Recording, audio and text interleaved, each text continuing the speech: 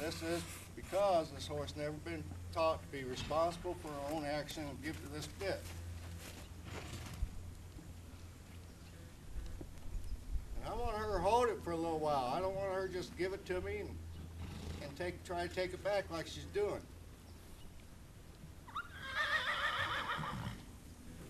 I want her to find that sweet spot.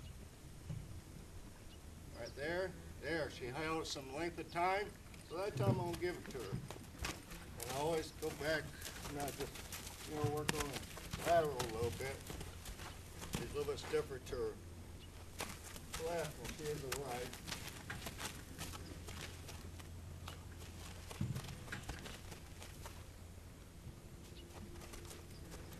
But a lot of her back problems came from bad saddle fit and her setting up in her rigid against this bit because she's got a hollow. When that head goes up like that, that back hollows out. So it's a combination and everything. And I guess they were trying to jump this mare, and I'm just speculating here. If they were trying to ride her English and get this head set and using a martingale and all the cheating stuff to get her set her head, that's going to hurt her back too because she's going to be resisting so much and she's going to be tight through that back.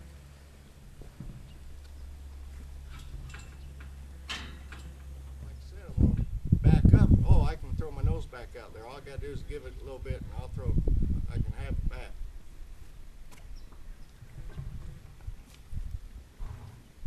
Now right there, if she would have held off and not shook her head, I would have gave it back to her. Right now I'll give it back to her. She held it for a little bit longer and she wasn't fussing with her mouth, she wasn't throwing her head. That's when I'm going to give her back. Grab her again.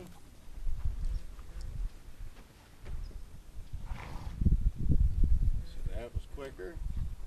She's holding it. Now I'm going to give it back to her again.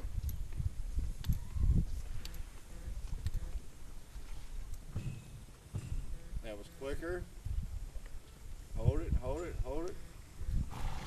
Each time I'm going to hold it a little longer. But if I feel the least resistance in my hand, I'm not going to give it back to her. I want that concrete sign that, oh, I'm giving to that bit. Like right there. That was sweet.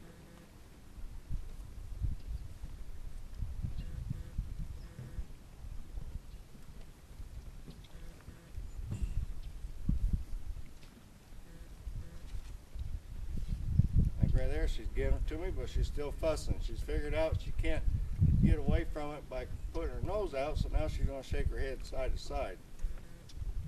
So I'm just going to sit here. I'm still not going to give it back to her because she's not doing the correct thing.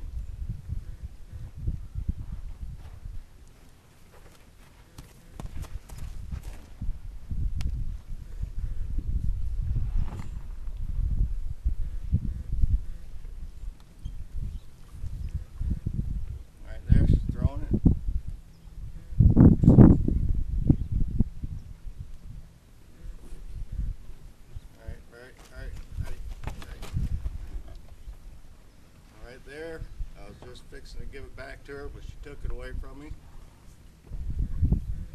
Throwing it again. Now I'll give it back to her. And you notice I dropped my reins. I let it go completely. Yeah, that was better.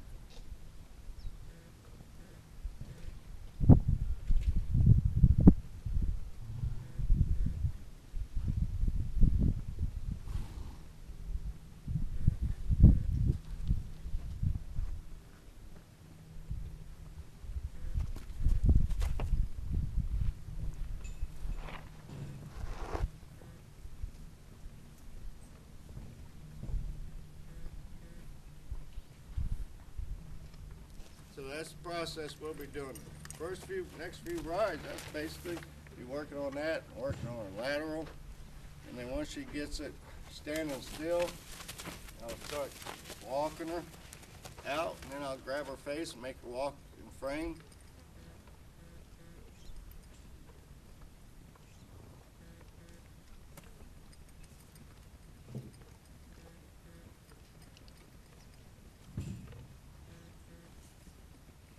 And then from there I'll trot while she's in frame, and then eventually I'll be able to canter with her on the vertical.